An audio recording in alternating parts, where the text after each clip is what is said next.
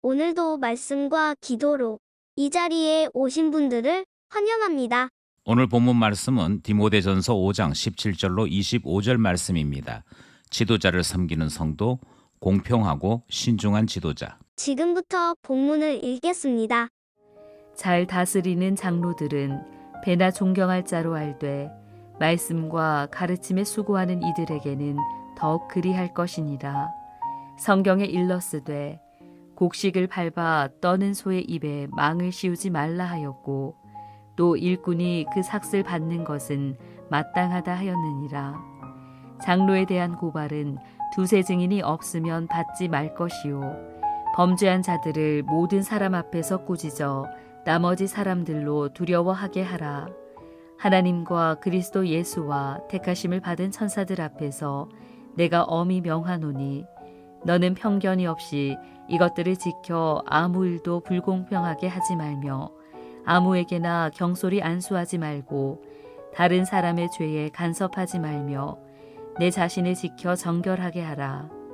이제부터는 물만 마시지 말고 내 위장과 자주 나는 병을 위하여는 포도주를 조금씩 쓰라.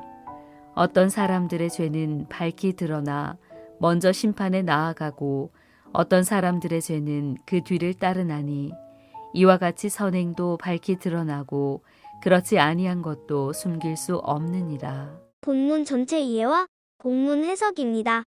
어제 본문에 이어서 오늘 본문에서도 교회 안에 존재하는 특정 그룹에 대한 문제를 다루게 됩니다. 예를 들면 장로들에 대한 예우 문제를 다루고요. 범죄한 자들에 대한 재판 문제가 오늘 본문에 나타나고 있지요. 그리고 짧은 한 줄이지만 목회자의 건강 문제에 대해서도 본문이 설명을 하고 있습니다. 특정한 대상들에 대해 교회가 공정한 규칙을 마련하는 일은 교회의 질서를 찾는 일에 대단히 중요하다. 그렇게 생각했던 것이지요. 모든 질서는 하나님의 것입니다. 그리고 하나님의 다스리심은 질서 가운데 나타난다 하는 말을 생각하게 되는 본문이지요. 본문 안으로 들어가서 살펴보겠습니다. 첫 번째 문단은 17절에서부터 19절 말씀입니다. 장로들을 존경하라 하시는 말씀이지요. 교회 공동체에서 장로들에 대한 존경을 권면하는 말씀이 첫 번째 문단의 주요 내용입니다. 장로를 둘로 나누어 설명하죠. 먼저 치리하는 장로에 대해서 배나 존경해야 한다라고 말씀하고 있습니다. 배나라고 하는 말은 숫자적으로 2배라고 하는 뜻을 가지기도 합니다. 그런데 이 당시에 2배의 존경이라고 하는 것은 통상 왕을 대하는 태도였습니다. 치리하는 장로를 대할 때 임금님을 대하듯이 그렇게 존경하라 하는 의미를 담고 있는 것이고 이것은 상당한 권위, 상당한 존중을 함께 표하라 하는 의미를 가지고 있습니다. 그리고 이어지는 말씀이 말씀과 가르침에 수고하느니 그러니까 요즘 말로 하자면 목사를 두고 이야기하는 것인데요. 그 목사에 대해서는 더욱 그리하라라고 가르치고 있는 것이지요. 그래서 치리하는 장로가 있고 말씀을 선포하는 장로가 있는데 다 존경의 대상이며 그 가운데에서도 말씀과 가르침에 수고하는 목사에 대해서는 존경함으로 대하여야 한다라는 말씀이 첫 번째 문단의 내용이 됩니다. 그러면 좀 더 구체적으로 어떻게 존경을 표할 것이냐라고 하는 문제가 등장을 하는데요. 오늘 본문에서는 2가지 내용을 가르치고 있습니다. 먼저 수고할 때 마땅한 삭슬 제공하는 것이 존경에 대한 표현이다라고 등장을 하지요.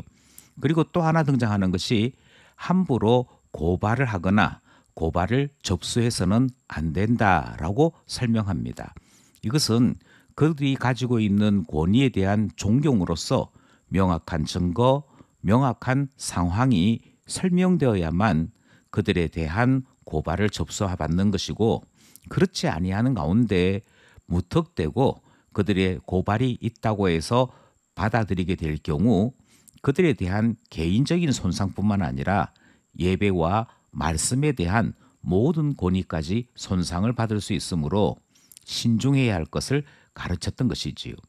첫 번째 문단 장로들을 존경하라 하시는 말씀 살펴보았습니다. 둘째 문단은 20절에서부터 22절, 24절에서부터 25절 말씀입니다. 범죄자에게 두렵게 하라 하시는 말씀입니다. 범죄자에 대한 치리 원칙에 대한 말씀인데요. 앞서서 나이 많은 사람들에 대한 치리의 원칙이 먼저 소개되었습니다. 나이 많은 사람들이 범죄하였을 때는 꾸짖지 말고 권하라 그렇게 설명을 했죠. 그것이 5장 1절에 등장하는 표현이었습니다. 나이가 많아서 판단이 흐려졌기 때문에 어려움을 겪는 대상이 아닌 일반적인 사람들에 대한 범죄에 대해 원칙을 분명하게 합니다. 그것은 죄가 있으면 반드시 꾸짖는다. 여기서 꾸짖는다는 말은 벌 주는 것을 이야기하는 것이고요. 혼내는 것을 포함하고 있습니다.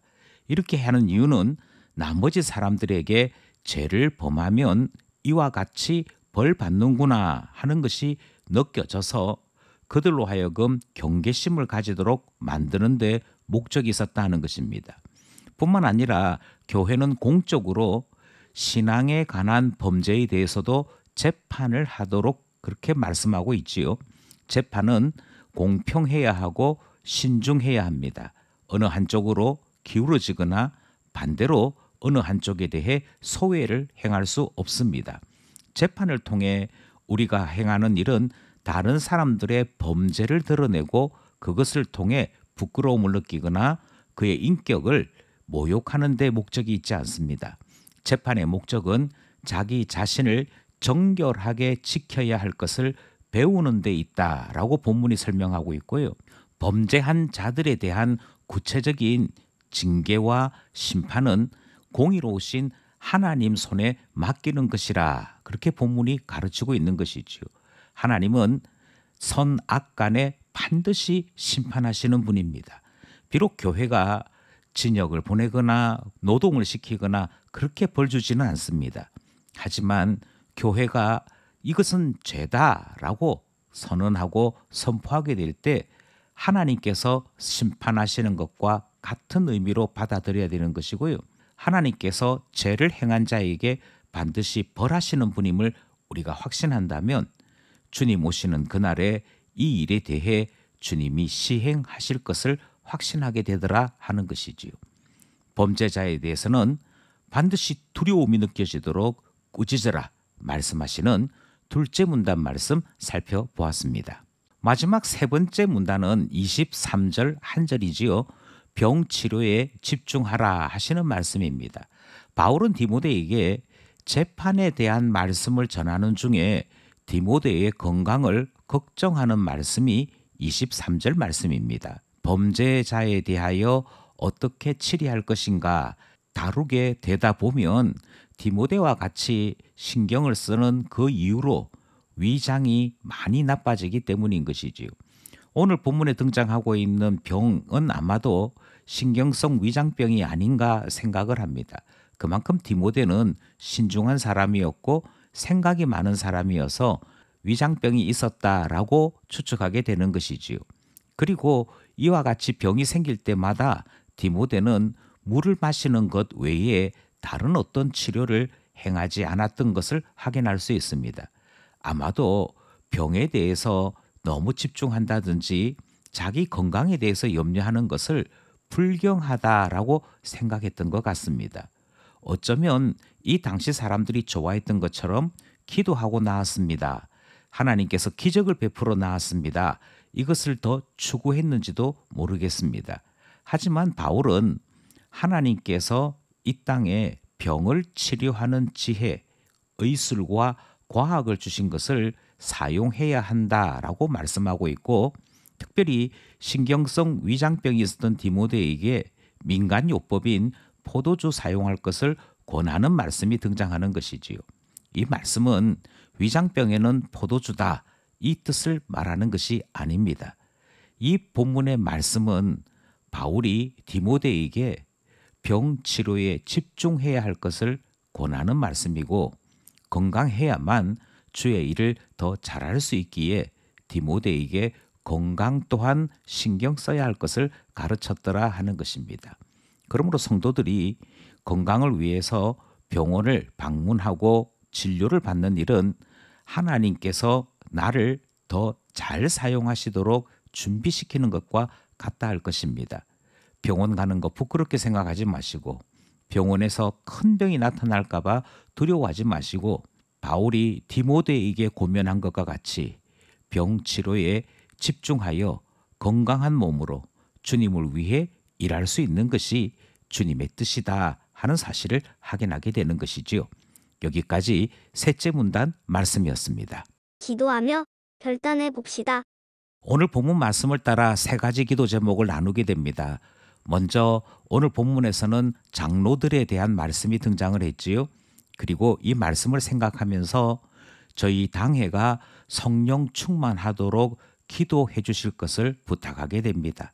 존경받는 당회가 되도록 하나님께서 맡겨주신 일을 잘 감당하는 당회가 되어서 배나 존경받을 수 있는 장로들로 하나님 앞에 설 수 있도록 기도해 주시기를 부탁드리는 것이지요. 둘째 기도 제목은 사회의 범죄뿐 아니라 영적인 범죄 또한 책망의 대상인 것을 우리는 확인하였습니다. 그리고 이 영적인 범죄에 대해 책망할 수 있는 교회 되어야겠습니다. 그러므로 기도하기를 하나님께서 말씀하신 대로 책망할 수 있는 교회 되게 해주시고 하나님 두려워하는 공동체 되게 해달라 기도하게 되는 것이지요. 마지막 세 번째 기도 제목은 주님을 위하여 주의 일에 최선을 다하기 위하여 건강을 지키는 일이 소중한 것을 배웠습니다. 기도하기는 치유와 회복을 위해 기도하게 됩니다. 특별히 우리의 지체들 가운데 건강 때문에 소중한 기도 제목을 나눈 분들이 있습니다. 우리 온 공동체가 함께 기도하여 하나님께서 교회 위에 응답을 주시고 치유와 회복으로 말미암아 살아계신 하나님을 체험하는 우리 공동체 되기를 원하는 것이지요. 오늘도 말씀을 통하여 하나님 안에 살아가는 우리 모두 되기를 간절히 소원합니다.